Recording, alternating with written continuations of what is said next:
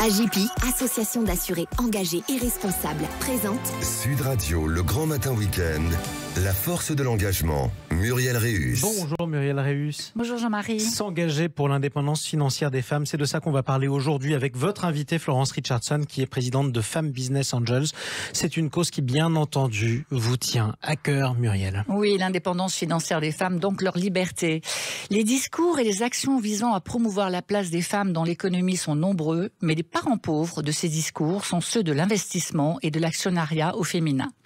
Fait notable, 90% des articles qui parlent d'argent aux femmes leur expliquent comment faire des économies et de bonnes affaires, mais pas comment investir et se constituer un patrimoine. 70% des articles qui parlent d'argent aux hommes parlent d'investissement, de rendement. Les freins culturels, éducatifs, familiaux placent les femmes dans une posture de gestionnaire du quotidien, de responsable d'épargne de sécurité, mais pas d'investisseuse. Ce déficit d'information, de sensibilisation, de création d'intérêt pour l'investissement au féminin creuse des écarts patrimoniaux entre les femmes et les hommes et leur confère un niveau de richesse et d'actifs nettement inférieur à ceux des hommes. Selon l'INSEE, en 2018, la moitié des femmes en France ont un patrimoine inférieur à 51 000 euros contre 103 000 euros pour les hommes. Et la proportion des femmes ayant un patrimoine supérieur à 100 000 euros est nettement inférieure à celle des hommes. Les femmes ont moins accès à des comptes d'épargne, à des placements financiers, et elles sont sous-représentées en tant que propriétaires de biens immobiliers. Pourquoi ? D'abord parce qu'elles travaillent davantage à temps partiel, avec des interruptions de carrière pour s'occuper de leur famille, et de fait, elles disposent de moins de moyens. Parce que les écarts d'argent arrivent très tôt dans leur vie et perdurent durant leur existence. Les jeunes filles ont moins d'argent de poche que leurs frères, les femmes gagnent en moyenne 15% de moins que les hommes pendant leur vie professionnelle, et 40% de moins à la retraite. 79% d'entre elles épargnent régulièrement, mais selon une étude de l'OCDE, les femmes représentent moins de 10% des investisseurs en Europe et 29% aux États-Unis. Pourtant, les leviers de l'investissement, tels que la répartition des actifs, la diversification, l'investissement à long terme ou dans les startups, sont de formidables méthodes et outils pour les femmes, qui peuvent les aider en investissant de manière stratégique à prendre le contrôle de leur avenir financier, qui peuvent leur permettre d'atteindre des objectifs comme l'achat d'une maison, l'amélioration de l'éducation des enfants ou avoir une meilleure retraite, qui par la compréhension des concepts clés de l'investissement peuvent leur permettre de renforcer leur confiance dans leur capacité à gérer leur argent et aussi à avoir un impact important sur l'économie en finançant des entreprises innovantes et en créant des emplois. Sensibilisation, information, éducation, mise en avant de modèles de réussite, création d'environnements de mentoring, de communautés d'investissement. Voilà sur quoi il convient de mettre l'accent pour changer de paradigme et adopter une nouvelle façon de penser l'investissement au féminin. Eh bien, voilà sur quoi nous allons mettre l'accent avec votre invitée Florence Richardson. Bonjour à vous et bienvenue sur Sud Radio. Vous êtes présidente de Femmes Business Angels et cofondatrice de Win Equity et vous êtes l'invitée de Muriel Réus. Bonjour Florence. Bonjour Muriel. Alors je suis heureuse de vous recevoir ce matin pour parler des femmes et de la finance. Alors vous êtes diplômée entre autres de l'école centrale de Lille, vous avez exercé pendant 14 ans différentes fonctions au Crédit Lyonnais, vous êtes administratrice d'AJP, de 2 sociétés cotées, d'une banque et vous siégez au comité stratégique de différentes startups. Autrement dit, le monde de la finance est un milieu dans lequel vous baignez comme un poisson dans l'eau. Alors j'ai envie de vous demander, d'après vous, d'après votre expérience, comment les femmes sont perçues dans le monde de la finance ? Bonjour et donc merci Muriel de me recevoir aujourd'hui. Alors je pense qu'il faut déjà différencier finance personnelle et environnement professionnel. Dans l'environnement professionnel, il reste encore pas mal de choses à faire pour atteindre la parité, notamment dans le domaine de la finance. Mais finalement, il y a quand même de plus en plus de femmes qui sont dans ces secteurs d'activité et les entreprises ont fait un réel effort pour intégrer finalement plus de mixité, plus de diversité pour être plus inclusif. Donc, je mets un peu de côté la dimension professionnelle qui évolue favorablement. Là où je pense qu'il y a encore beaucoup de chemin à parcourir, c'est sur le plan personnel. Les femmes restent très éloignées de ces dimensions, enfin vous avez donné les chiffres, donc ils sont assez parlants, de ces dimensions d'investissement et surtout de gestion patrimoniale. Et donc là, il y a encore énormément de chemin à faire. Et pourtant, je pense que c'est un sujet sociétal majeur d'indépendance, d'autonomie financière des femmes. Alors c'est quoi les stéréotypes ? Elles comprennent pas le monde de la finance, elles sont pas capables de gérer leurs investissements. Quels sont les stéréotypes auxquels sont confrontées les femmes ? L'argent, ça reste un sujet tabou. Oui. On est dans une société patriarcale. Tabou et masculin. Pas d'argent, et en plus on parle pas d'argent aux femmes et entre femmes. On parle pas d'argent aux jeunes filles, et donc on est dans un contexte d'idées reçues sur le fait que les femmes, c'est pas leur environnement, c'est complexe pour elles, et donc l'investissement historiquement c'est pour les hommes. Ça veut dire elles sont pas intelligentes pour comprendre. Voilà. Alors justement, alors moi évidemment je baigne dedans, mais ce sont des sujets qui m'interpellent, et c'est pour ça d'ailleurs que je me suis engagée dans ces sujets-là depuis pas mal d'années. Au départ, effectivement, il y a des obstacles un peu concrets, vous les avez rappelés. Les femmes ont moins d'argent, moins de patrimoine, donc elles sont probablement moins portées à certaines prises de risques, et puis elles manquent de temps aussi, tout simplement. Après, le côté complexité et le côté environnement patriarcal, je pense qu'il faut le changer dès l'origine. Il faut parler aux jeunes filles et il faut leur montrer que elles sont tout à fait autant capables, voire aussi bien capables que les hommes, de comprendre l'environnement financier, quelques notions financières. C'est pas si compliqué que ça. Il faut pas non plus en faire quelque chose d'extrêmement compliqué. Alors on a vu quand il y a eu le problème des quotas, enfin en tout cas l'imposition des quotas dans les conseils d'administration, qu'il y avait évidemment des résistances. On a vu aussi que quand les femmes rentrent dans des boards, elles apportent des éléments plus structurants, elles sont sensibles aux risques. Enfin, tout le monde est assez d'accord aujourd'hui, y compris les présidents de conseils d'administration, pour reconnaître leurs apports. Alors, est-ce qu'on peut dire que les femmes apportent des perspectives différentes, plus inclusives, plus diversifiées quand elles sont à la table des investisseurs ? Il y a des études qui sont très intéressantes et qui montrent que sur le domaine de l'investissement et de l'argent, les femmes ont besoin de donner du sens à leur argent et à leurs investissements. Et donc ça, c'est déjà un élément fondamental dans l'approche de l'investissement par les femmes. Après, il y a d'autres études qui montrent que les femmes sont plus inclusives dans leur approche de l'entrepreneuriat et de l'investissement. Par exemple, moi j'ai cité un chiffre qui est assez intéressant. Je travaille beaucoup avec des startups. Dans l'environnement des startups, il y a peu de femmes, beaucoup moins de femmes qui sont entrepreneurs. Et il y a une étude qui montre que 80% des femmes qui entreprennent le font avec des cofondateurs hommes, alors que moins de 20% des hommes qui entreprennent le font avec des cofondateurs femmes. Donc ça montre quand même que les femmes sont plus attachées à cette notion d'inclusion, de diversité. Et ça, c'est de nature à apporter effectivement des éléments différents à l'ensemble des conseils d'administration, gouvernance, comité exécutif, etc. Alors, concrètement, je suis une femme, je ne connais pas grand-chose au monde de la finance, ça m'intéresse quand même. Quels conseils vous me donneriez, ou vous donneriez aux auditrices qui nous écoutent ? Bon, d'abord, je pense qu'il ne faut pas se laisser intimider par le mot finance, par les produits financiers. C'est pas si compliqué que ça, il ne faut pas faire 12 ans d'études pour comprendre les produits financiers. C'est absolument ouvert à tout le monde. La deuxième chose, c'est que c'est un sujet intéressant. Et donc, il faut passer un petit peu de temps pour s'y intéresser. Il y a de plus en plus maintenant d'informations disponibles à ces sujets-là.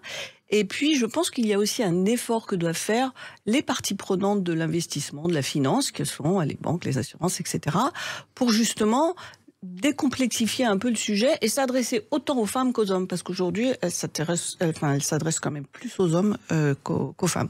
Donc, les femmes doivent faire un effort, doivent s'y intéresser, et les parties prenantes de cet écosystème doivent aussi s'intéresser et s'adresser plus facilement aux femmes. Oui, parce qu'on l'a bien vu tout à l'heure, c'est un moyen quand même très important pour, en parallèle de ces revenus au quotidien, se constituer un patrimoine. On a vu, elles sont nettement moins propriétaires, elles ont moins accès à des comptes surlivrés. Donc, il y a aussi un avantage certain pour les femmes à s'intéresser à ce monde-là. Mais c'est essentiel. Enfin, on reparle d'autonomie financière. On ne peut pas parler d'autonomie financière si on ne gère pas ses propres finances et son propre patrimoine. Et finalement, on est dans un schéma patriarcal où souvent, notamment dans un couple, c'est l'homme qui s'en occupe, et il n'y a absolument aucune raison. Et en plus, franchement, c'est intéressant. Alors, parlons de Femmes Business Angel. Cette association a été créée en 2003 sur le constat suivant: quasiment pas de femmes business angel dans le monde de l'investissement, on vient de lui dire. Vous êtes aussi l'unique réseau féminin de business angel en France et en Europe. Alors, c'est quoi le business angel ? Qu'est-ce que ça veut dire concrètement ? Un business angel, c'est une personne physique, un investisseur, qui investit et qui prend des participations au capital de jeunes entreprises innovantes, donc de start-up.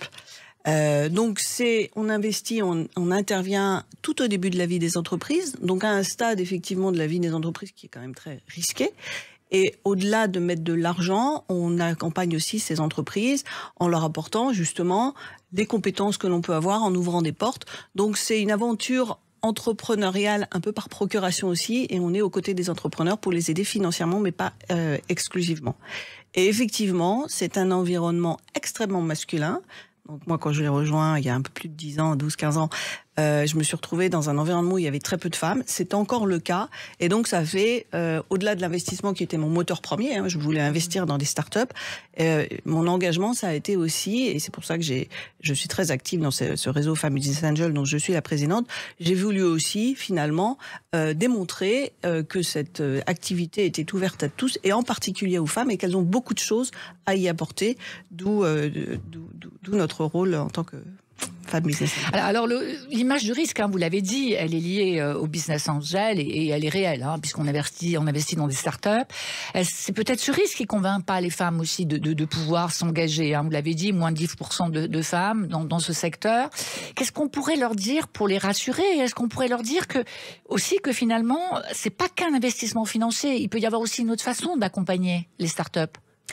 Alors d'abord, je voudrais un peu déconstruire ce mythe qui dit que les femmes sont risque adverse, ne prennent pas de risques. Je pense que ça n'est pas réel. Et d'ailleurs, moi, je le constate au quotidien dans notre environnement, dans l'environnement de l'investissement dans les startups qui, effectivement, sont des investissements risqués. Les femmes prennent autant de risques que les hommes. Simplement, elles étudient, elles approfondissent bien les dossiers, elles portent une attention particulière, mais ça c'est, je dirais, à la rigueur on le fait tous, mais à l'équipe et au fit qu'on peut avoir avec l'équipe. Donc les femmes ne prennent du risque, ça c'est un sujet. Par contre, elles ont probablement besoin d'aller plus loin dans les dossiers, d'être très informées et très formées. D'ailleurs, on fait de la formation à l'investissement dans des startups pour justement aider à passer cette barrière par rapport à cette activité et qui est risquée. Donc, les femmes qui nous rejoignent, d'abord, elles trouvent que c'est super intéressant, elles sont passionnées et elles approfondissent les dossiers et elles apportent beaucoup, effectivement, aux startups parce que cette volonté d'accompagner et d'aider, je pense que c'est assez, c'est aussi très féminin et donc on accompagne et on est très proche des entrepreneurs que l'on accompagne. Alors, il y a combien de femmes, on va dire, investisseuses actives chez Femmes Business Angel? Il y en a combien d'ambassadrices? Et donc, votre vocation, c'est de financer et d'accompagner. Parlez-nous un peu plus précisément de cela. Alors, on est un réseau de 175 femmes investisseuses. Partout en France? Partout en France, donc à Paris, mais aussi à Marseille, à Lyon, à Strasbourg, à Bordeaux et en Normandie. Et on se développe. Et notre ambition, c'est de continuer à nous développer, d'attirer de plus en plus de femmes dans cette activité assez méconnue, il faut quand même le dire. Et donc, on a pour vocation, finalement, notre vocation, elle est triple. La première, c'est de financer des projets innovants. C'est vraiment notre cœur de mission. Notre deuxième vocation, c'est, comme je dis, c'est d'attirer plus de femmes dans cette activité d'investissement early stage et de la faire connaître parce qu'elle est assez peu connue. Et notre troisième vocation, qui est un peu indirecte, c'est de mieux soutenir aussi l'entrepreneuriat au féminin. Parce que si nous soutenons des projets portés par des hommes et portés par des femmes ou des équipes mixtes d'ailleurs, la réalité, c'est que l'entrepreneuriat féminin est très largement sous-financé. Si on regarde les chiffres de l'innovation en 2021, qui ont été dédiés au financement de l'innovation, 88% des montants investis ont été investis dans des sociétés portées par des hommes, des fondateurs, 11% par des équipes mixtes et 1% par des équipes féminines. Et nous, ce dont on est certain, c'est qu'il y a aussi des biais dans la sphère de l'investissement et que quand on met plus de femmes dans l'investissement face à des entrepreneurs, on finance mieux les projets entrepreneuriaux féminins. Et d'ailleurs, la moitié de nos projets financés sont des projets mixtes ou féminins. Alors, vous participez aussi à la compréhension de ce monde de l'investissement, de ses enjeux, ses motivations et de ses freins. Et vous avez créé le premier forum de l'investissement au féminin, Winday. Où se déroulent ces forums? Qui y participe? Est-ce qu'on peut y investir directement ou pas? Ou est-ce que c'est simplement de la rencontre et de la participation et de l'accompagnement? Alors effectivement, partant du constat que c'était une activité qui n'était pas connue, on a créé le Forum de l'investissement féminin. Le premier a eu lieu en 2017, le dernier en novembre 2022. On édite d'ailleurs des livres blancs à cette occasion, notamment sur l'actionnariat et l'investissement féminin lever finalement d'un levier de l'indépendance économique des femmes. Et les prochains, et là on va en région, nos prochains forums auront lieu donc à Marseille, à Bordeaux et à Caen sur le premier semestre, avril, mai, juin, 13 avril à Marseille. L'objectif de ces forums, c'est vraiment de rassembler cet écosystème du financement de l'entrepreneuriat et notamment de l'investissement et de l'entrepreneuriat féminin, de faire connaître cette activité, de présenter des startups, mais aussi de faire intervenir l'ensemble des partenaires de l'écosystème. Donc c'est vraiment le moment idéal pour comprendre ce qu'on fait et venir nous rencontrer et rencontrer des startups et voir comment elles pitchent. Et donc ça, ces événements, on les fait en partenariat avec le soutien de la French Tech en région et en partenariat avec la JP, donc qui est notre partenaire sur ces événements, qui est une association d'assurés qui partagent les mêmes valeurs que nous et qui pousse justement soutient l'engagement féminin. Et donc, pour moi, c'est vraiment important parce que l'investissement au féminin, c'est pas juste une question de femmes. Il faut aussi que tous les acteurs, comme je disais tout à l'heure, de l'écosystème s'engagent et avoir des acteurs de l'investissement, d'assurance qui s'engagent à nos côtés, comme la JP, c'est vraiment important. Bon, mais je vous remercie. On a mieux compris l'investissement au féminin. Je recommande vos 2 publications, Investissement et actionnariat, levier de la réussite économique des femmes, et Investissement et actionnariat, levier d'un monde plus durable. Merci beaucoup. Merci. Florence Richardson. Je rappelle que vous êtes présidente de Femmes Business Angels et cofondatrice de Win Equity. On vous retrouve dimanche prochain, Muriel Réus. Merci Jean-Marie. À dimanche. Sud Radio, le grand matin week-end, la force de l'engagement, Muriel Réus. Avec AJP, association d'assurés engagés et responsables.